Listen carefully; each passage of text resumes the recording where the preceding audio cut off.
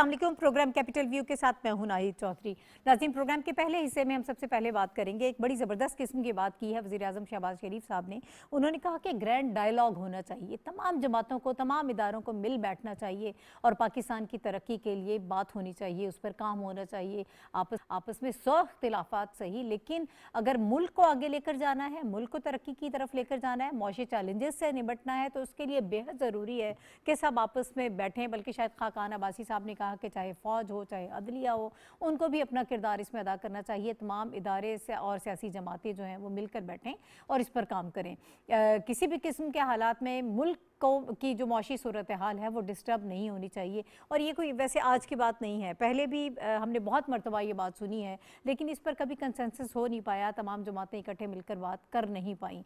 अभी की अगर हम बात कर लें, वज़ीर आज़म शहबाज शरीफ साहब ऑफ़र कर रहे हैं कि हम सबको ग्रैंड डायलॉग की तरफ जाना है, लेकिन दूसरी तरफ पाकिस्तान तहरीक इंसाफ जो है वो इसको मुस्तरद कर चुकी है। उनका ये कहना है कि हम नहीं बैठेंगे। इससे पहले भी शायद आपको याद हो कि पाकिस्तान तहरीक इंसाफ की हुकूमत में, जो मौजूदा हुकूमत है उस वक्त अपोजिशन थी, इन्होंने उस वक्त भी इसकी बात की थी कि सब मिलकर इस पर बात करें, लेकिन इमरान खान साहब ने तब भी इसको मुस्तरद कर दिया था और वही रवैया अभी तक बरकरार है। फिर इस मौशी चैलेंज से कैसे निपटा जाएगा जब तक तमाम जमातें इकट्ठी नहीं बैठेंगी। बजट आने वाला है, बहुत मुश्किल फैसले गवर्नमेंट कर रही है, महंगाई बहुत ज़्यादा उससे बढ़ गई है, तो इसको किस तरह से इस मामले को जो है बेहतर तरीके से हल किया जाएगा, हम इस पर प्रोग्राम के पहले हिस्से में बात करेंगे। क्या अगर पाकिस्तान तहरीक इंसाफ नहीं बैठती साथ तो फिर भी मामलात आगे बढ़ सकते हैं या फिर मामलात आगे नहीं बढ़ेंगे, इस पर हम बात करेंगे। और इस वक्त इस्लामाबाद स्टूडियोज़ में मुझे ज्वाइन कर रहे हैं प्रोग्राम में हाफिज़ ताहिर खलील साहब, बहुत सीनियर जर्नलिस्ट हैं, एनालिस्ट हैं। बहुत शुक्रिया सर आपके वक्त का, आपकी तशरीफ़ आवरी का। और इसके साथ वाया स्काइप मुझे ज्वाइन कर रहे हैं सदीकुल फ़ारूक साहब, और पाकिस्तान मुस्लिम लीग नून के रहनुमा हैं, किसी तारुफ के मोहताज नहीं हैं सदीकुल फ़ारूक साहब। बहुत शुक्रिया सर आपका भी हमें प्रोग्राम में वक्त देने के लिए। और इनके साथ हमें via Skype doctor Shahida Rahmani साहिबा जो हैं वो भी ज्वाइन कर रही हैं। आपका भी बहुत शुक्रिया डॉक्टर साहिबा। पीपल्स पार्टी हमेशा मिसाक मईशत की बात करती है, और जरदारी साहब भी जो हैं वो भी इस हवाले से बड़ा इनिशिएटिव लेना चाहते हैं कि अब ये मामला आगे बढ़ पाएगा। तो मैं ये चाहती हूँ कि सदीकुल फ़ारूक साहब से आगाज़ कर लेते हैं जी। और मैं सदीकुल फ़ारूक साहब की तरफ जाऊँगी, कुछ टेक्निकल इशू है। मैं चाहती हूँ कि ताहिर खलील साहब से मुझे ये बताइएगा, इस वक्त जो सूरत हाल है, शहबाज शरीफ साहब दावत दे रहे हैं कि आए एक ग्रैंड डायलॉग हो, जो तमाम मसाइल हैं उन पर बातचीत के ज़रिए उनका हल निकाला जाए, ख़ास तौर पर जो इस वक्त मौशी सूरत हाल है, तो इस पर हमें काम करने की ज़रूरत है। लेकिन पाकिस्तान तहरीक इंसाफ इसके लिए तैयार नहीं है, वो इसको मुस्तरद कर चुके हैं। तो अब क्या सिनेरियो है? बहुत शुक्रिया नाहिद। बात यह है कि पाकिस्तान यकीनन आज बहुत से मुआशी संगीन और गंभीर बहरानों का शिकार है। हमारी मईशत जो है वो खस्ता हाली की जानिब गामज़न है, रुपए की कदर जो है वो गिर रही है, और इस तरह हमारे ज़र मुबादला के ज़खायर हैं, बजट खसारा है, बैरूनी, ये बहरहाल एक मजमूई तौर पर मुआशी जो सूरत हाल है कोई खुशगवार नहीं है। तो और इसी के साथ जो सियासी सूरत हाल है वो इससे भी ज़्यादा इसलिए ख़राब हो रही है कि उसमें फ़रीक़ैन जो हैं वो डायलॉग को छोड़कर महज़ आराई की तरफ गामज़न हैं। उन्होंने अफ़हाम व तफ़हीम के बजाय मुखासमत का रास्ता अपनाया हुआ है, जिससे न सिर्फ ये कि ऊपर की सतह पर कशीदगी बढ़ रही है, बल्कि निचली सतह पर शिद्दत पसंदी और इंतहा पसंदी के जो रुझानात हैं वो फ़रोग़ पा रहे हैं। ज़ाहिर है कि जब पार्लियामेंट में झगड़े होंगे, पार्लियामेंट में जो है वो एक दूसरे के दस्तो गरेबान होंगे तो नीचे वर्कर जो हैं वो तो फिर बहुत ख़तरनाक सूरत हाल पैदा हो जाएगी सियासत में। तो हमें आज सियासत हो, जमहूरियत हो या तर्ज़ मुआशरत हो, ये इन तमाम उमूर में जब भी इस्लाहात की बात होगी तो वो उसमें मकालमा जो है बुनियादी हैसियत रखता है, बुनियादी अहमियत रखता है, और हमें इसकी अहमियत को कबूल करना है। और जो लोग ये कहते हैं, देखिए तहरीक इंसाफ कल तक इक़्तिदार में थी, तहरीक इंसाफ ने एक मकालमा किया और 2018 के इंतखाबात के नतीजे में उनकी हुकूमत बनी। बिल्कुल। और इससे भी पीछे चले जाएं, देखिए एक मकालमा था जो अंग्रेज़ों के साथ हमने किया, पाकिस्तान बना, हमारे बानियान पाकिस्तान ने जो एक ग्रैंड डायलॉग किया, उसमें हिंदू भी शामिल थे, उसमें तमाम फ़िरके के तमाम ना सिर्फ मज़हब ही बल्कि तमाम मकतब फ़िक्र जो सियासी मकतब फ़िक्र थे वो भी शामिल थे। तो एक ग्रैंड डायलॉग हुआ और उसके नतीजे में पाकिस्तान बन गया। तो डायलॉग जो पार्लियामेंट जो है डायलॉग का नाम है। पार्लियामेंट एक इसलिए कि पार्लियामेंट में खा लेजिस्लेशन हो खा वहाँ तहरीकें हों, हम एक डायलॉग करते हैं, उसके नतीजे में एक कंसेंसस डेवलप होता है, कोई तहरीक पास होती है, करारदाद मंजूर होती है। मुज़ाकरात का रास्ता बंद नहीं होना चाहिए। ये तो सियासत में है ही नहीं। जंगों के बाद भी आखिरकार आपको जो है टेबल पर आना पड़ता है और जो लोग ये कहते हैं कि भाई मुकालमा नहीं करें, मेरा ख्याल है कि वो ना सिर्फ ये कि राह फरार अख्तियार करते हैं बल्कि सियासत के बुनियादी कुलिये की नफ़ी है। सियासत बंद दरवाजे का नाम नहीं है, बंद गली का नाम नहीं है। बिल्कुल, सियासत जो है बंद गली को खोलने का नाम है। और उसके लिए ज़रूरी यह है कि जहाँ पर भी रास्ता बंद हो रहा हो वहाँ पर डायलॉग करके रास्ते को हमवार किया जाए और आगे बढ़ाया जाए। तो इस लिहाज से डायलॉग जो है वो बहुत ज़रूरी है। मेरा ख्याल है कि मियाँ शहबाज शरीफ ने, ये हमारी तारीख़ में कोई नई बात नहीं है। देखिए 2006 में मोहतरमा बेनज़ीर भुट्टो ने डायलॉग किया, COD बना, जिसमें 2 बड़ी पार्टियां शामिल हुई। आज अगर मियाँ शहबाज शरीफ साहब जो हैं वो नेशनल डायलॉग की बात कर रहे हैं तो इसका मतलब ये नहीं कि सिर्फ पॉलिटिशियन बैठे, इसका मतलब ये है कि रियासत के तमाम ऑर्गन जो हैं वो बुनियादी इश्यूज पर इत्तफाक राय पैदा करें। बिल्कुल, तमाम स्टेक होल्डर्स जो हैं वो मिल बैठे हैं। अच्छा, इसको मजीद हम जरा थोड़ा सा सदीकुल फारूक साहब की तरफ लेकर जाते हैं इस डिबेट को। सदीकुल फारूक साहब, ये जो आइडिया है, ये जो ऑफर किया है शहबाज शरीफ साहब ने, क्या ये सिर्फ आइडिया की हद तक ही अभी रहेगा, ये इस पर आपको लगता है कि आने वाले दिनों में कुछ इम्प्लीमेंटेशन भी हो पाएगी, ये काबिल अमल है, और इसके लिए आप लोग किस हद तक जाएंगे, कितने फ्लेक्सिबल होंगे ताकि ये आगे बढ़े मामला? बिस्मिल्लाहिर्रहमानिर्रहीम। देखिए नाहिद, बुनियादी तौर पर मुस्लिम लीग हो या पीपल्स पार्टी या मौलाना फजलुर रहमान साहब हो या इस वक्त जो हुकूमत में शामिल जमातें हैं, मैं समझता हूँ इनकी सोच मुस्बत है। ठीक है। इसीलिए 126 दिन के इमरान खान के धरने के बावजूद जब पेशावर आर्मी पब्लिक स्कूल में धमाका हुआ और बच्चों की जानें जो हैं वो इतनी बड़ी उनका ज़िया हुआ, इतनी शहादतें हुई, तो नवाज शरीफ साहब ने ऑल पार्टीज कॉन्फ्रेंस बुलाई और उसी इमरान खान को जो ये कहता था कि मैं तो जनाब वजीर आजम को गिरबान से पकड़ कर घसीटूंगा, उसको अपने साथ बिठा। इसी तरह से अब शहबाज शरीफ साहब ये बात कर रहे हैं तो उनकी नीयत अच्छी है और वो ये चाहते हैं माजरत के मुल्क को जिस इक्तिसादी बर्बादी और सैलाब में धकेल दिया गया है उससे निकाला जाए और कौम में एक इत्तेफाक राय बने और एक सियासी इस्तेकाम हो ताकि बाहर भी अच्छा मैसेज जाए, बिल्कुल, अंदर भी हर तबका फिक्र हर शोबे तक अच्छा मैसेज जाए और सियासी सरगर्मियाँ भी शुरू हों अच्छी तरह से और इक्तिसादी सरगर्मियाँ शुरू हों जिनके बगैर ना हमारा दिफा जो है वो उसके अखराजात पूरे हो सकते हैं, ना हमारे अवाम का पेट भर सकता है, ना तालीम और सेहत के शोबे चल सकते हैं। तो ये अमलन करने के लिए उन्होंने एक तजवीज़ दी है। अब देखते हैं कि इस पर रद्द अमल किसका क्या होगा, लेकिन मुझे मालूम है सदीकुल फारूक साहब वो मुस्तरद कर चुके हैं। जब मुस्तरद हो गया तो यही मैं आपसे जानना चाह रही हूँ कि अब आगे का लाहेअमल क्या होगा, कितनी फ्लेक्सिबिलिटी आप शो करेंगे, किस तरह से टेबल पर लेकर आएंगे, या फिर आप ये समझते हैं कि तमाम इदारे आप 11 जमातों के साथ मिलकर बैठेंगे और आप लोग कोई इस किस्म का मिसाके जमहूरियत या फिर इकोनॉमी के हवाले से कोई ऐसा डायलॉग आप कर सकते हैं? क्या ऑप्शन होगी? क्या अगर पाकिस्तान तहरीक इंसाफ नहीं आती है तब भी यह मामला आगे बढ़ेगा?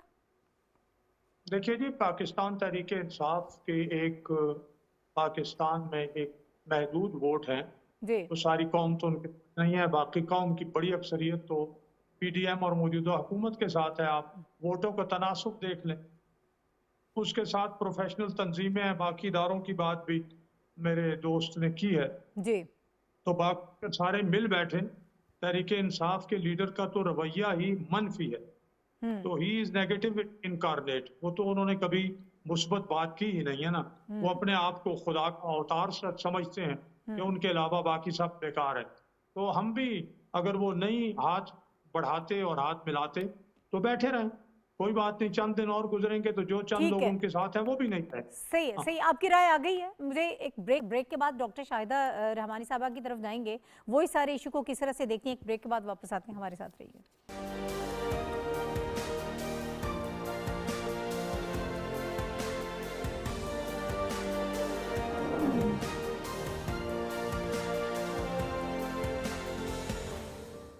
Welcome back to the show नाज़रीन। और अभी डॉक्टर शाहिदा रहमानी साहिबा की तरफ मैं जाना चाहती हूँ।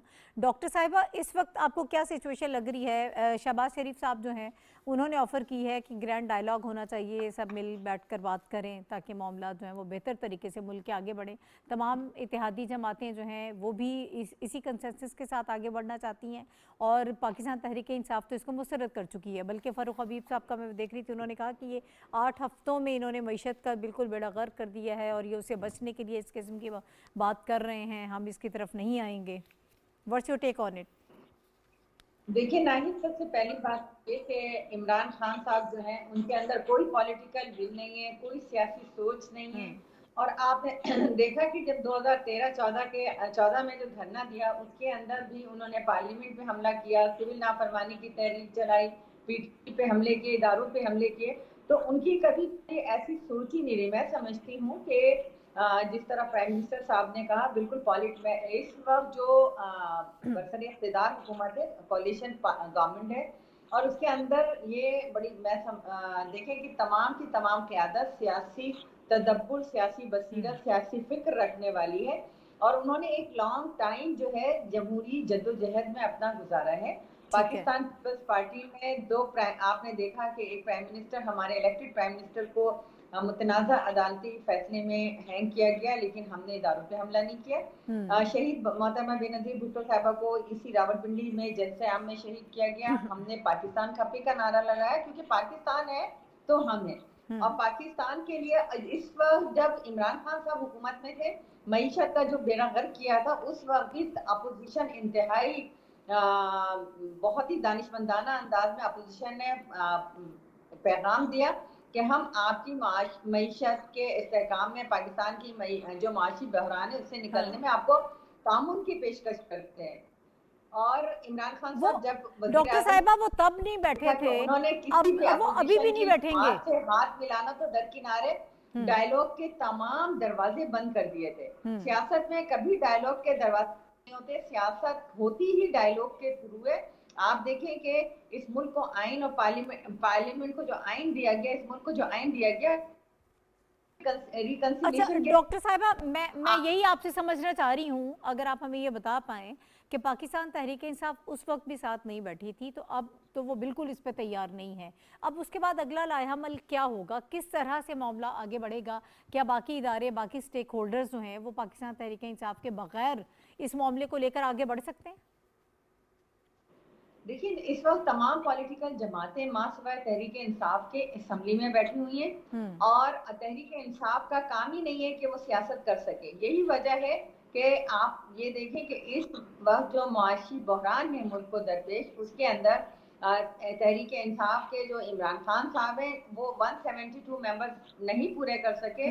ये भी एक जमहूरियत की फतह थी कि पहली मरतबा तहरीक अदम एतमाद बड़ी कामयाबी के साथ अपोजिशन ने कामयाब कराई और एक सेटअप जो है आपने देखा कि गवर्नमेंट का आ गया। इमरान खान साहब 172 मेंबर से पूरे नहीं कर सके, लेकिन आपने देखा इस्लामाबाद में आके जो आग लगाई गई, जो उनके अल्फाज हैं इंतहाई इश्तियाल अंगेज है। वो कौम को इंतशार, इंसर्जेंसी की तरफ मुल्क को ले जाना चाहते हैं। मुल्क पहले ही माशी बहरान का उनके किए हुए का भुगत रहा है। तो इस वक्त तो मैं समझती हूँ कि ये जो ग्रैंड डायलॉग की प्राइम मिनिस्टर साहब ने ये बेहतरीन थी, इसमें बैठना चाहिए और मुल्क को इस क्राइसिस से निकालने के लिए अगर आपके अंदर जरा बराबर भी हुब्बुल वतनी है तो आपको बैठकर और हमें डायलॉग के जरिए मसाइल को हल किया जाता है। ठीक है, ये तो एक तजवीज़ है और बड़ी एक आइडियल सिचुएशन है हाफिज साहब के, ऐसा होना चाहिए, लेकिन होगा कैसे वो मैं अभी तक समझ नहीं पाई। आप बड़े सीनियर जर्नलिस्ट हैं और फील्ड में भी बहुत ज़्यादा काम किए, इन चीज़ों को आप समझते हैं, मुझे ये बताइए कैसे होगा? जो मेरी इन्फॉर्मेशन है मैं उसकी बुनियाद पे बात कर सकता हूँ कि इसकी इम्प्लीमेंटेशन कैसे होगी। देखिए, अभी तक तो ये एक महज बयानात हैं, ठीक है। जो प्राइम मिनिस्टर की तरफ से आए हैं या शाहिद अब्बासी ने दिए हैं। प्रैक्टिकली इस पर जरदारी साहब पहले भी अमल कर चुके हैं, और प्रैक्टिकली देखिए जब पार्लियामेंट में सलाला का वाक़या हुआ या उसामा बिन लादेन के ख़िलाफ़ ऑपरेशन हुआ, तो वहाँ पर एक डायलॉग हुआ सिविल मिलिट्री का, जिसमें आर्मी चीफ आए और उन्होंने वहाँ पर एतमाद में लिया पार्लियामेंट को। फिर एक डायलॉग हुआ था जुडिशरी और पार्लियामेंट के दरमियान। रज़ा रब्बानी जब चेयरमैन सेनेट थे तो ज़हीर जमाली चीफ जस्टिस थे, वो पार्लियामेंट आए और उन्होंने पार्लियामेंट के सेशन को एड्रेस किया। उसके नतीजे में फिर चेयरमैन सेनेट को बुलाया गया जुडिशरी में और उन्होंने जुडिशरी को एड्रेस किया। ये दो अदारों के दरमियान था। इसी तरह पार्लियामेंट और फौज का जो राब्ता था वो दो अदारों का राब्ता था। अब बात हो रही है एक बड़ी, क्या है और उसके लिए ये है, देखें उसके लिए ये है जो जो मैं कह सकता हूँ कि एक कैबिनेट कमेटी बनेगी जिसमें सीनियर वजीर होंगे, जो तमाम पॉलिटिकल पार्टीज़ ही नहीं बल्कि तमाम फरीकैन के साथ, जिसमें दीगर अदारे शामिल हैं, उनके साथ राब्ता कारी करेगी। तो उसमें पीटीआई होगी? बिल्कुल हो। वो भी देखिए पीटीआई में सिर्फ कैसे पीटीआई में बड़े अच्छे एलिमेंट हैं, उसमें संजीदा लोग भी हैं। और जब एक नेशनल डायलॉग की बात हो, नहीं एक नेशनल, वो तो आज भी कह रहे हैं। देखिए आज भी वो ये बात कह रहे हैं कि अगर पार्लियामेंट जो है वो जाती है इलेक्शन की जानिब और कोई इलेक्टोरल रिफॉर्म्स होती हैं, तो वो पार्लियामानी कमेटी के साथ डायलॉग के लिए तैयार हैं। ठीक है, कोई मसला नहीं है कि अगर उन्होंने रिजाइन कर दिया तो इसका मतलब ये नहीं कि वो सिस्टम से बाहर। देखिए सेनेट में बैठे हुए हैं वो लोग, बिल्कुल सेनेट असेंबलियों में बैठे हुए हैं वो लोग, तो सिस्टम से वो सिर्फ कौमी असेंबली से बाहर गए हैं, सिस्टम से बाहर नहीं गए। अगर कोई पार्लियामेंट्री कमेटी बनती है इलेक्टोरल रिफॉर्म्स की, तो उसमें पीटीआई हिस्सा होगी इसका, उसके सेनेट के लोग बैठेंगे उसमें। तो आप किस तरह से कह सकते हैं कि ये प्रेशर, आप ये समझते ये हैं प्रेशर इतना बड़ा होगा कि वहाँ बैठेंगे। लेकिन उसके लिए दूसरा इंपॉर्टेंट काम है कि एक नेशनल एजेंडा मुरतब किया जाए जिस पर बात होगी। देखिए वो क्या कौमी तरजीहात हो सकती हैं हमारी आज की। आप देखें कि इस वक्त हमारे 5 बड़े जो हमारे नेशनल इश्यूज़ हैं जो हमारी कौमी तरजीहात बन सकती हैं। सबसे बड़ा मसला है नेशनल सिक्योरिटी के बाद हमारा नेशनल इकोनॉमी का मसला है कि हमें वो मुआशी पॉलिसियाँ चाहिए जिस पर तमाम पॉलिटिकल पार्टीज़, तमाम स्टेक होल्डर्स मुत्तफिक हों, और इस बात पर इत्तफाक़ राय होना चाहिए कि मुल्क में कोई पार्टी आए कोई पार्टी जाए, वो मुआशी पॉलिसियाँ एक तसलसल के साथ चलती रहें, ताकि यहाँ पर एतमाद की फ़ज़ा, मुआशी एतमाद की फ़ज़ा पैदा होगी तो सरमायाकारी भी आएगी और यहाँ पर मईशत हमारी बेहतरी की तरफ जाएगी। दूसरा हमारा जो इशू है वो है एनर्जी का इशू, कि हमारे यहाँ मुल्क में एनर्जी नहीं है। एनर्जी ना होने की वजह से लोड शेडिंग है। अभी रिसेंटली एक साइकार्टिस्ट कॉन्फ्रेंस हुई है नेशनल, उसमें बताया कि हमारी 35% ख़वातीन जो हैं वो दिमागी आर्ज़ों का मुतला हो गई लोड शेडिंग की वजह से, कि सुबह जो है बच्चों को स्कूल जाना है, अपना शौहर ने जो है ऑफिस जाना है, जल्दी उठना है, इतने बजे लोड शेड। तो ये हमारे वो पेचीदा मसाइल हैं जिन पर हमें कौमी इत्तफाक़ राय करना होगा। हमें देखें हमारे पास इतनी महंगी बिजली जब हम फ़रोख्त करेंगे तो लोगों के मसाइल पैदा होते हैं, लोगों की सख्त नहीं है। तीसरा जो हमारा मसला है वो है वाटर सिक्योरिटी का। हमारे आबी ज़खायर ख़त्म हो रहे हैं जिसकी वजह से हम ना बिजली पैदा कर सकते हैं, हमारी फसलें जो हैं उजड़ रही हैं। सिंध को अलहदा शिकायत है, दीगर सूबे जो है अलहदा शिकायत करते हैं कि हमारा पानी काटा जा रहा है, और आखिर में गर्मियों में ये होता है कि पानी मिलता ही नहीं है, पीने का पानी भी नहीं मिलता। हमारा चौथा बड़ा इशू है फूड सिक्योरिटी का।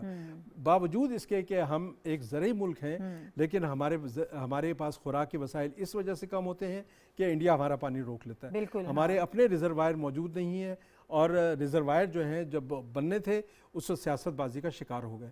हमारा 5वां जो इम्पोर्टेंट इशू है वो है एजुकेशन। कोई कौम नाखानगी में वो हजूम तो बन जाएगी, कौम नहीं बन सकती। तो ये जो 5 इश्यूज हैं इन पर अगर इत्तफाक राय हो जाए और कौमी तरजीहात का तयन हो जाए, मेरा ख्याल है कि हम मुल्क तरक्की करेगा। ठीक है सदीकुल फारूक साहब, हाफिज साहब जिन चीज़ों की तरफ इशारा कर रहे हैं कि एक नेशनल एजेंडा उन्होंने कहा कि होना चाहिए और बनाना पड़ेगा जिसमें इकोनॉमी के मसाइल हों, सिक्योरिटी के हों, फूड सिक्योरिटी, वाटर के हवाले से बात करें, एनर्जी के हवाले से बात करें। सर हालात तो बहुत ख़राब हैं। वज़ीर आज़म साहब ने कल भी इस चीज़ का नोटिस लिया है कि लोड शेडिंग जो है वो ख़त्म होनी चाहिए, उसको सिर्फ 2 घंटे तक महदूद किया जाए, लेकिन अभी तक कोई मामला जो हैं बेहतर तरीके से आगे बढ़ नहीं पाए हैं। जो मुश्किल फ़ैसले गवर्नमेंट ने करने थे वो हो रहे हैं, मज़ीद भी एक्सपेक्टेड हैं। पेट्रोल महंगा हो गया है, महंगाई बहुत ज़्यादा है। आप इस पर काबू पा सकते हैं? कोई है मज़ीद आपके पास ऐसा लाया अमल, कोई उम्मीद है इसकी? देखिए जी, ये बातें बड़ी वाज़ेह और बड़ी सादा हैं। हम्म मिसाल के तौर पर एक लड़की एक लड़के की शादी होती है, तो वो घर बनेगा कैसे, चलेगा कैसे? ज़ाहिर है उन्हें कोई एक छोटा सा घर चाहिए। मर्द जो है वो कमा के लाएगा, हम्म वो उसकी बीवी जो है वो घर के मामलात चलाएगी, दोनों में एक ताल्लुक मोहब्बत चलेगा। अल्लाह मियाँ अगर औलाद देगा तो उनकी वो परवरिश करेंगे और अपने मोहल्लेदारों अपने रिश्तेदारों के साथ अच्छे ताल्लुक रखेंगे। कमाई बढ़ेगी तो वो खुशहाल भी होगा, बच्चों की सेहत का ख्याल रखेंगे। तो ये इस मुल्क को एक बड़ा घर समझे। इसमें अगर लड़ाई मार कुटाई होगी तो मुझे ये बताइए कैसे काम चलेगा? हम्म तो इसमें जो साले जाफिर साहब ने बातें की हैं, ये सारी असल में तो जुड़ी हुई हैं मईशत से। इतनी चीज़ों का जिक्र उन्होंने किया। एनर्जी के बगैर कहाँ चलती है मईशत? ना कारखाना चलता है, ना घर चलता है, ना दुकान चलती। फिर आप देख लीजिएगा कि अभी तो खैर पानी नहीं होगा, आपकी ज़राअत नहीं होगी, ज़राअत नहीं चलेगी, पीने के लिए पानी नहीं होगा। तो ज़राअत नहीं होगी और पानी नहीं होगा तो फिर खाने को कहाँ से आप तो लाएंगे? कैबिनेट इम्पोर्ट करेंगे। कमेटी बना रहे हैं फिर इस पर? कैबिनेट कमेटी कोई जी, मैं जेर अर्ज गौर करता है, हूँ, बना रहे हैं दो सर? ये छोटे बता और दें, इनकी हैं। इन्फॉर्मेशन है। जी जी, हाफिज साहब कह रहे हैं कि मेरे पास इन्फॉर्मेशन है, एक कैबिनेट कमेटी बनाई जा रही है, तमाम उसमें जमातें जो हैं, स्टेक होल्डर्स मौजूद होंगे, पाकिस्तान तहरीक इंसाफ भी उसमें शामिल होगी। किस तरह से हो गई डायलॉग है? में होंगे जी, डायलॉग में। उन्होंने कैबिनेट के कमेटी। सेनेट के लोग मौजूद होंगे।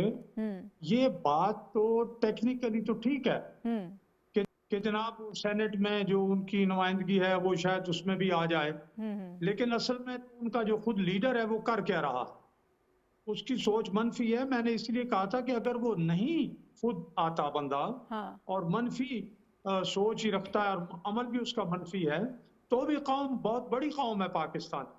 बाकी उन्होंने अदलिया का जिक्र किया, उन्होंने मतलब है हुकूमत का जिक्र किया, वो उन्होंने सेनेट में अपना चीफ जस्टिस ऑफ पाकिस्तान आए, चेयरमैन सेनेट उधर गए। तो ये हर एक को आइन की हुदूद में, अपनी आइनी हुदूद में रहते हुए तामुन करना चाहिए ठीक है। और गैर यकीनी की फजा नहीं होनी चाहिए। हुकूमत गई और गई, फलां इदारा पता नहीं किस वक्त क्या करेगा, पता नहीं जी क्या फैसला आ जाएगा। और इससे सबसे जुड़ी हुई दो बातें जो हैं जी, जी खारजा पॉलिसी है और दिफा है। हम्म दिफा के लिए भी आपको मालूम है पैसे ही चाहिए। मईशत ठीक होगी, दिफा ठीक होगा। ठीक है। सोवियत यूनियन की मईशत तबाह हुई, दिफा गर्क हो गया, हम्म फिर ना रह सका, सोवियत यूनियन ही इकट्ठा ना रहा। इसी तरह से इन सारी चीजों पे मुस्बत सोच होगी, आगे बढ़ने, मिलकर आगे बढ़ेंगे तो इंशाअल्लाह अच्छे नतायज आएंगे। शहबाज नवाज शरीफ ठीक साहब हों या शहबाज शरीफ, हाँ इनकी सोच मुस्बत है, ठीक है। साथ इन ठीक। सारी पार्टियों की सोच मुस्बत है। डॉक्टर तो शाहिदा रहमानी उन- साहिबा, जी जी सर, सर आपका उनके पॉइंट आ गया, मुझे डॉक्टर अब साहिबा की तरफ जाना है। जो इंफॉर्मेशन है, अगर ये कमेटी बनती है तो बहुत अच्छी बात है। ठीक है डॉक्टर साहिबा, मैं ये चाहती हूँ कि थोड़ा सा आप हमें बताएं कि बजट भी आने वाला है, इस वक्त महंगाई भी है, 11 जमातें इकट्ठी हैं, क्या बड़ी तजर्बाकार किस्म की ये सारी जमातें हैं जो इस वक्त इकट्ठी हैं, तो क्या आप इन मसाइल पर काबू पा लेंगे? नहीं, बिल्कुल इंशाल्लाह ताला। देखिए इस वक्त तजुर्बाकार बिल्कुल सियासी बसीरत रखने वाले सियासतदान असम्बली में मौजूद हैं और इंशाल्लाह ताला इस क्राइसिस पे काबू पाने के लिए आपने देखा कि वज़ीर ख़ारजा जनाब चेयरमैन बिलावल भुट्टो ज़रदारी साहब ने बहुत ही हंगामी दौरे किए, जिसमें अमेरिका है, टर्की है, चाइना, उसके दुबई, ये तमाम कंट्रीज में गए, स्विट्जरलैंड। तो ये आपने इससे मस्बत नताइज आएंगे। आप पहली जो हमारी इससे पहले जो हुकूमत थी, इसने तो तमाम तर फॉरेन पॉलिसी को बर्बाद किया था। हमारे ताल्लुक नेबरिंग कंट्री से जो है वो बहुत ज्यादा खराब हो चुके थे, दुनिया भर से ताल्लुकात खराब थे और यही वजह थी कोई आप पे ट्रस्ट करने को तैयार नहीं था। और अब जो है जो मईशत का बुरा हाल करके गए, उस पर बिल्कुल इस वक्त तमाम जमातें मिलकर काम कर रही हैं और अवलीन तरजीह ये है कि इस मुल्क को माशी बहरान से निकालना है। और वो जो अवाम ने एक्सपेक्टेशन रखी है इस हुकूमत से कि हमें रिलीफ मिलेगा, और वो ये देख रहे हैं कि रिलीफ मिलने के बजाय अगर पेट्रोल की कीमतें बढ़ी और तमाम बिजली की कीमतें बढ़ी और उससे जो है अवाम जो है उसके जाहिर है उसका ज्यादा सारे असरात जो है डायरेक्ट अवाम पे आ रहे हैं, तो इसको कंट्रोल करने की पूरी कोशिश की जा रही है। लेकिन ये भी देखें कि ये वो एग्रीमेंट्स है जो आईएमएफ से करके गए थे, जिन्होंने कहा था कि हम आईएमएफ में नहीं जाएंगे लेकिन खुदकशी कर लेंगे। उन्होंने रिकॉर्ड तारीखी ना सिर्फ कर्जे लिए बल्कि अपने असासों को गिरवी रखा और फिर वो मुआहदे करके गए जिसपे ना चाहते हुए हुकूमत को इम्प्लीमेंट करना पड़ा। ठीक तो है। अब ये देखें कि इंशाल्लाह कौम के लिए जल्दी जो है बजट आने वाला है और उसमें भी कोशिश की जा रही है कि हम जो है वो इकदामात करें जिससे हमारे अवाम पास को जिस तरह एनर्जी क्राइसिस से अवाम को बचा जा रिलीफ सके, मिलना चाहिए। सबसे पहली तरजीह जो अवाम है को रिलीफ अवाम को रिलीफ बिल्कुल। मिलना चाहिए। बहुत शुक्रिया डॉक्टर शाहिदा रहमानी साहिबा, पाकिस्तान पीपल्स पार्टी से इनका था। सदीकुल फारूक साहब, पाकिस्तान मुस्लिम लीग नून से इनका ताल्लुक था, हमारे साथ मौजूद थे इस अहम इशू पर बात करने के लिए। नाज़रीन, अभी आगे बढ़ना है और एक और बहुत अहम मसला है जिसके बारे में इस वक्त हम बात करने जा रहे हैं। आप लोग सुन रहे होंगे कि बीजेपी तर्जुमान ने जो इस्लाम मुखालिफ बयानात दिए हैं, इस पर इस वक्त पूरी मुस्लिम उम्मा में शदीद गम गुस्सा पाया जाता है और उस पर रद्द अमल भी दिया जा रहा है। पाकिस्तान की तरफ से भी रद्द अमल आ रहा है, अरब ममालिक जो हैं वो भी इस पर शदीद किस्म का रद्द अमल दे रहे हैं, एहतजाज कर रहे हैं। ISPR की भी एक ट्वीट आई जिसमें भी उसमें भी आज यही बात की गई कि इस किस्म की चीज़ें जो हैं ये ज़्यादा इंतहा पसंदी को बढ़ावा देती हैं।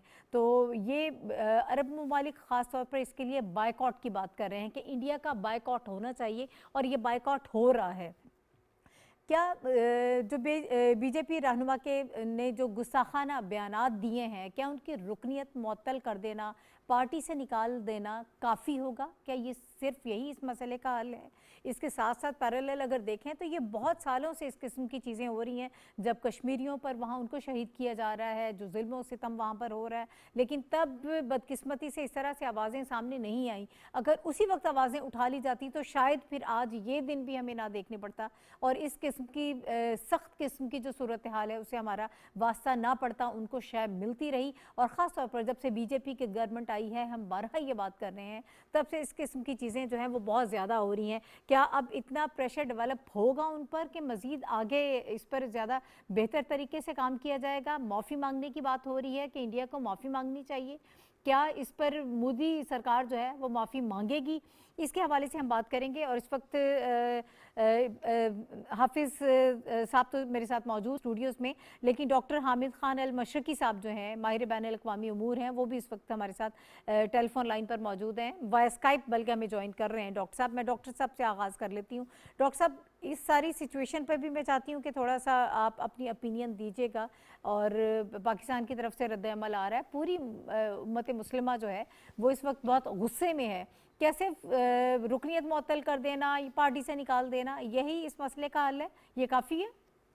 बहुत शुक्रिया नाहिद। नहीं, बिल्कुल भी ऐसा नहीं है, बल्कि ये तो मैं समझता हूँ कि बड़ा ही इन्होंने दुनिया को बेवकूफ बनाने वाला इकदाम किया है मोदी सरकार ने कि बीजेपी की एक आप ये समझें कि ये एक बाकायदा रियासती पॉलिसी के तहत किया जा रहा है। ये सबसे अच्छी बात ये है कि मोदी सरकार जो है, जो हिंदू फाशिस्ट हुकूमत है, वो मुसलमानों की दुश्मन है और वो 25 करोड़ मुसलमानों का वजूद बर्दाश्त नहीं करना चाहते। और उसके साथ साथ जो उन्होंने अब ये घिनौनी हरकत की है, नबी सल्लल्लाहु अलैहि वसल्लम की जात में शान में गुस्ताखी करके इन्होंने बहुत बड़ी तौहीन की है। और सबसे अहम बात ये कि पूरी मुस्लिम दुनिया को अगर आज ये नहीं जागेंगे और इसका फैसला नहीं करेंगे कि हमने इंडिया का ना सिर्फ मुआशी बाइकाट करना है, बल्कि वो इंडियन जो लाखों की तादाद में अरब रियासतों में काम कर रहे हैं, अब वक्त आ गया है कि उनको वापस भेजा जाए ताकि इंडियन गवर्नमेंट को एक स्ट्रॉन्ग मैसेज जाए कि हम किसी भी सूरत में अल्लाह के नबी सल्लल्लाहु अलैहि वसल्लम की शान में गुस्ताखी करने वालों को या उनके पैरोकार को हम अपनी सरजमीन पर बर्दाश्त नहीं करेंगे। OIC हो या दूसरे प्लेटफॉर्म हो, सब पर मुश्तरका तौर पर अब अपने मुफादात से हटकर अल्लाह के नबी सल्लल्लाहु अलैहि वसल्लम की हुर्मत के ऊपर बात आई है। और मेरा ख्याल ये है कि इसके अंदर कोई कंप्रोमाइज की गुंजाइश नहीं है। मैं आपको बताऊं कि बीजेपी वाले क्या कर रहे हैं, उन्होंने बाकायदा मुसलमान मुखालिफ गाने बनाने शुरू कर दिए हैं और वो गाने हजारों की तादाद में यूट्यूब पे मकबूल हो रहे हैं। बाकायदा वो अपने वो जो ऑरेंज रंग के कपड़े होते हैं केसरी रंग के पहनकर और मुसलमानों के खिलाफ उनको नफरत अंगेज गानों का निशाना बना रहे हैं। इससे उन्होंने पूरी अपनी जो मेंटेलिटी है जो पॉपुलेशन की, उसको बदल दिया है। 7 साल में मोदी ने जो सबसे बड़ा जुल्म किया है वो ये किया है कि अपनी ही कौम को इंतहा पसंद बना दिया है। ठीक है सर, मैं आपकी तरफ इंतहा से वापस आती हूँ, हाफिज साहब। सर मुझे ये बताएं कि अब हमें क्या करना है, क्या हमारी स्ट्रैटेजी होनी चाहिए? हमने बीजेपी जब से इकतदार में आई है इस किस्म के मामला जो हैं ये कोई नई चीज नहीं ये है, कोई नई लेकिन बात अब नहीं तो है। देखिए एक एक्सट्रीम लेवल पर नहीं, ये तो जा चुके हैं। ये एक माइंडसेट की अक्कासी का ये जी। वाकया जो है, ये एक माइंडसेट की अक्कासी कर रहा है जो तसलसल के साथ वहाँ पर हो रहे हैं। वहाँ मुसलमान बच्चियों के दाखिले स्कूलों में बंद जी, हैं, वहाँ बिल्कुल। हिजाब वाली बच्चियाँ जो हैं वो स्कूल नहीं जा सकती, वहाँ लोगों को जो है मुआशी उनका मुआश जरिए मुआश तंग किया जा रहा है। कभी कहा जाता है कि मुसलमान जो हैं दुकानदार उनका बाइकआउट किया जाए। ये पूरा एक सोसाइटी को उसको सोसाइटी को तब्दील किया जा रहा है वहाँ पर। मुसलमानों की ज़िंदगी जो है बिल्कुल अजीरन, और अब ये है कि वो अब डायरेक्ट अटैक करना शुरू कर दिया उन्होंने मुसलमानों के शायर पर। हाँ। और मस्जिदें जो हैं वो उनको कन्वर्ट किया जा रहा है। मस्जिदें या तो मस्जिदें जो है शहीद की जा रही हैं या कोशिश की जा रही है कि मस्जिदें बेआबाद हो जाए। बिल्कुल। तो ये उनकी जहनीत की अक्कासी कर रहा है तो हिंदुत्व सर की। अभी आपको अब हम हमें हमेशा ज़रूरत ये ये बात है। करते थे कि उम्मत मुस्लिमा को इकट्ठा होना चाहिए, ओआईसी जो है वो रद्द-ए-अमल दे। अब वो सारी चीजें सामने आ रही हैं, तो आपको ये लगता है कि अब कुछ सूरत हाल बेहतर होगी? नहीं, कोई प्रेशर बिल्डअप बिल्कुल। किया जा देखिए सकता अब है? चूंकि अब बात जो है वो मिडल ईस्ट से शुरू हुई है, खलीजी मुल्कों जी। में जो है इसका सबसे पहला रिएक्शन कतर, इसका जी, कवैत की बिल्कुल। तरफ से आया है, कतर की तरफ से आया है। मिस्र ने इस पर सख्त रद्द अमल का इजहार किया है। पाकिस्तानी गवर्नमेंट ने आज जो है उनके जो भी चार्ज डी अफेयर्स है उसको बुलाया है जी, इंडिया बिल्कुल, के, हाँ। और अपना प्रोटेस्ट लॉन्च किया। तो हमारे यहाँ देखें एक बेदारी की जो लहर है, रसूलुल्लाह सल्लल्लाहु अलैहि वसल्लम, सल्लल्लाहु गुरबत अलैहि रसूल जो है कोई इसके लिए बेदारी की ज़रूरत नहीं है। बिल्कुल। लेकिन मुसलमान इतने बेदार हैं कि वो हुर्मत रसूल के लिए जानें कुर्बान करने के लिए तैयार हैं।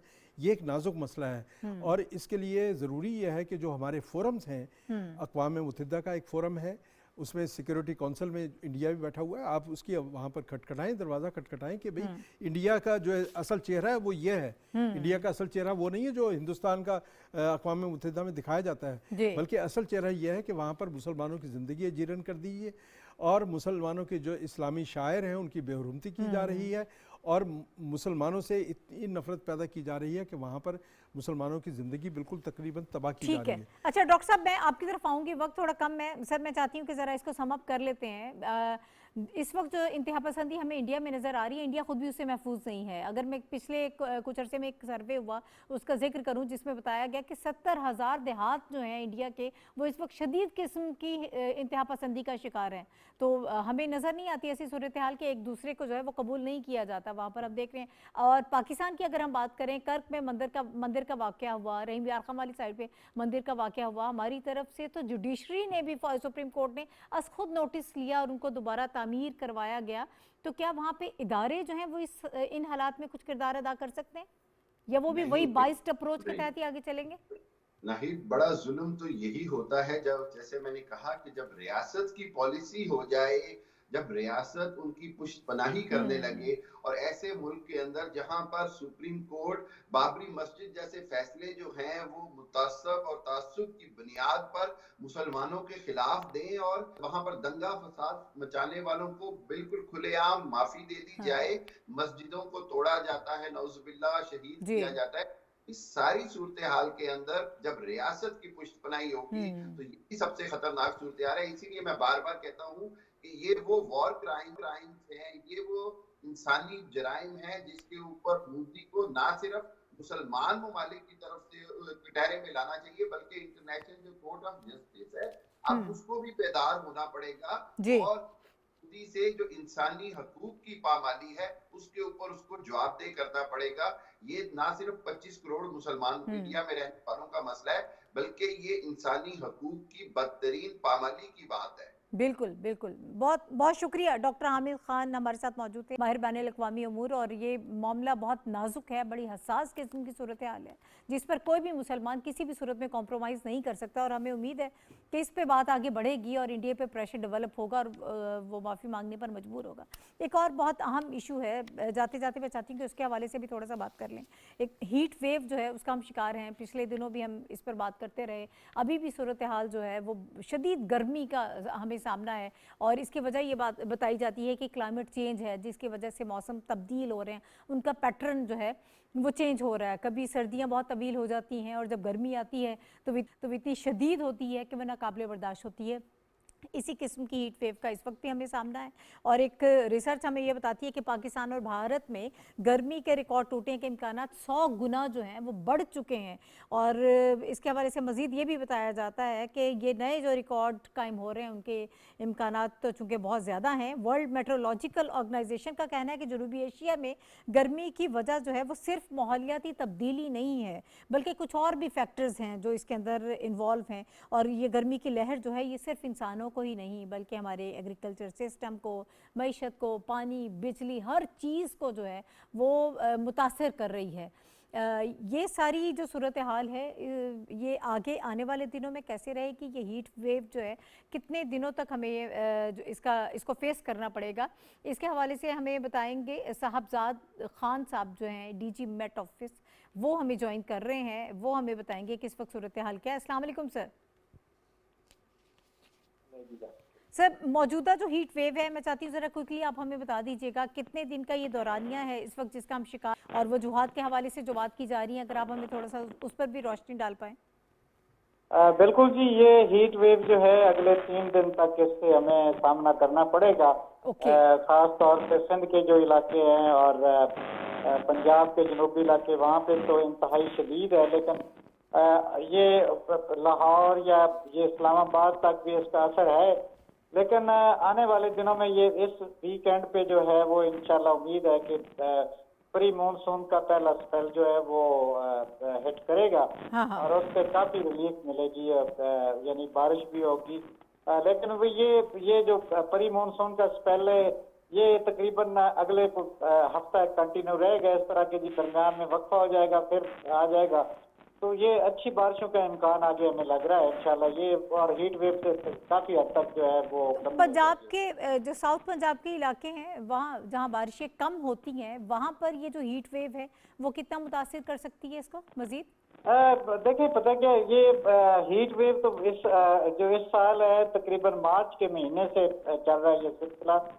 इसने इफेक्ट तो काफी किया हुआ है कि जी आपका सॉयल मॉइस्चर भी जो कम हो गया है और उससे भी जो है हमारी फसलें जो हैं खास तौर पे वो इफेक्ट हो रही हैं। और मुल्तान या उसके आसपास जो हमारे आम के बागात थे वो भी इससे काफी इफेक्ट हुए हैं। और आम की प्रोडक्शन इस दफा लोग जो हैं वो बता रहे हैं कि जी काफी हद तक कम है, लेकिन ये इंशाल्लाह पानी की कमी पूरी हो जाएगी। बाकी जो कपास की फसल है उसको काफी रिलीफ मिल जाएगा और चावल की फसल भी काश्त होनी है। हाँ। तो इसके लिए अवेलेबिलिटी जो है वो हो जाएगी इंशाल्लाह। ये चंद दिन है, 3-4 दिन है, उसके बाद सूरत हाल बेहतर आ जाएगी, फिर आगे मानसून सीजन भी शुरू हो जाएगा। ठीक है। अच्छा सर, ये पिछले दिनों हम सुन रहे थे, बहुत सारी खबरें आ रही थी, बलोचिस्तान में भी जंगलात में आग लग गई, या मारगला हिल्स पे भी हर साल इस तरह से होता है कि आग लग जाती है, वो भी हीट वेव की वजह से ही होता है। उसी की वजह से ये सारी चीज़ें हो रही हैं। और आप भी क्लाइमेट चेंज ही इसकी वजह समझते हैं, सिर्फ यही एक वजह है? नहीं, देखें, ये दरख्तों को जो आग लग जाती है डेफिनेटली खुशक मौसम इतना ज्यादा होता है कि वहाँ पत्ते तक सूख जाते हैं। और फिर वो जहाँ पत्ते नीचे गिरते हैं तो वो और ज्यादा वो एक आग को सहारा देते हैं। फिर हमारे लोगों को भी एहतियात करनी चाहिए कि वो वहाँ पे थोड़ा सा ये माचिस ना जलाएं, सिगरेट ना जलाएं। तो ये आग तो इसी तरह लगती है, यानी कोई ऐसी चीज ऊपर से ये सूरज की रोशनी तो आग नहीं लगा सकती, लेकिन उसको ट्रिगर करने के लिए कोई ना कोई ये ऐसा इवेंट होता है कि जी किसी ने सिगरेट जला दी या माचिस जला दी, तो वो ये सारा इस तरह हो जाता है। बाकी बहरहाल बेहतर हो जाएगा इंशाल्लाह कुछ। अच्छा सर, मैं चाहती हूँ कि जाते जाते थोड़ा सा हमारे एग्रीकल्चर की हम बार बार बात करते हैं, ज़राअत की आपने भी बात की, फसलों के हवाले से कुछ ऐसी तजावीज़ जो आप हमारे किसानों को देना चाहें कि इस मौसम में वो अपनी फसलों को किस तरह से महफूज रख सकते हैं, या क्या उनका जो है वो तरीक़ाकार होना चाहिए? इस हीट वेव की वजह से पानी की कमी होती है फसल में, तो वो किसी तरह वो अपनी कमी जो है ना ट्यूबवेल चला के या वो नहरी पानी लगा के कमी पूरी करते रहे। बाकी अल्लाह ताला बेहतर करेगा। पानी की सूरत जो है हमारे रिजर्वायर में भी काफी हद तक मुतासर हुई है। लेकिन ये है कि ये बारिशों का सिलसिला शुरू हो जाएगा और आगे मानसून तो फिर ये बेहतर हो जाएगा। ठीक है, बहुत शुक्रिया। साहबजाद खान साहब हमारे साथ मौजूद थे, डीजी हाफिज साहब। सर मैं चाहती हूँ कि ज़रा आप भी थोड़ी सी इस पर रोशनी डाल दें। जो मैंने अपने इंट्रो में बात की थी कि ये क्लाइमेट चेंज की वजह से है, सर्दियों में हम देखते हैं स्मोक होती है, इस किस्म के धुंध बहुत ज़्यादा होती है, फिर इतनी आलूदगी हम देखते हैं, उसका हमें सामना करना पड़ता है। गर्मियों में हीट वेव जो है ये बहुत ज़्यादा बढ़ रही है। उसकी देखिए, एक तो ये है कि जो मौसमी तगय्युरात हैं उसकी वजह से हमारे ग्लेशियर जो है पिघल रहे हैं और वो एक ख़तरनाक सूरत हाल पैदा। दुनिया की जो 6 पीक्स हैं वो हमारे पास मौजूद हैं, अल्लाह ताला का ये बड़ा फजल व करम है। लेकिन उसके ये जब पीक्स पिघल, आपने देखा कि ये हुंजा में एक ब्रिज अभी रिसेंटली टूटा, वहाँ झील बन गई एक और ग्लेशियर पिघलने की वजह से पाकिस्तान में सैलाब आ जाते हैं और एक नए मसाइल पैदा होते हैं। तो लेकिन अब ज़रूरत इस बात की है कि हम निचले लेवल पर कैरिकुलम में जाएं और बच्चों को इससे आगाह करें। आगाही मुहिम जो है वो एक मुनज़्ज़म तरीके से ये लोगों को बताने की ज़रूरत है कि वो मौसमी तगय्युरात से अपने आप को बचाने के लिए और एक कौमी शऊर पैदा किया जाए उसके लिए। और मेरा ख्याल है शजरकारी सर कितना अहम उसका रोल है? शजरकारी की देखिए, इसके लिए पार्लियामेंट को एक मुकम्मल लाहे अमल तैयार करना चाहिए, एक नेशनल स्ट्रेटजी बनानी चाहिए और नेशनल स्ट्रेटजी जो है वो न सिर्फ पार्लियामेंट बनाए बल्कि उस पर अमल दरामद का एक मेकनिज़म भी बनाना चाहिए ताकि गवर्नमेंट जो है उसको मुनज़्ज़म तरीके से सूबाई हुकूमतों के ज़रिए उस पर इम्प्लीमेंट होना चाहिए। जब तक हमारे नौजवान जो हैं वो इस हिकमत अमली पर आगे नहीं बढ़ाएंगे तो मेरा ख्याल है कि उसके बेहतर नताइज सामने नहीं आ सकते। ज़रूरत यह है कि नौजवानों को मुनज़्ज़म किया जाए और तगय्युराती स्कूल कॉलेज लेवल पर जो है और उसके लिए ज़रूरी है कि बच्चों को जो है शजरकारी की तरफ लेके जाएं। हम जितने देखें, अब इस्लामाबाद में काफ़ी हद तक शजरकारी हुई है, लेकिन वो कहा जाता है कि अगर यहाँ पर 2 करोड़ दरख्त लग जाएं और पूरी तरह से उनकी परवरिश हो जाए तो यहाँ पर हो सकती है दोबारा। ठीक, यानी इस हद तक मौसम को आप तब्दील करने की सकते हैं सिर्फ प्लांटेशन के जरिए। बहुत शुक्रिया सर। हाफिज ताहिर खलील साहब हमारे साथ मौजूद थे। नाज़रीन, प्रोग्राम का वक्त खत्म हो गया। प्रोग्राम देखने का बहुत शुक्रिया। कल इंशाल्लाह दोबारा आपसे मुलाकात होगी। अल्लाह हाफिज़।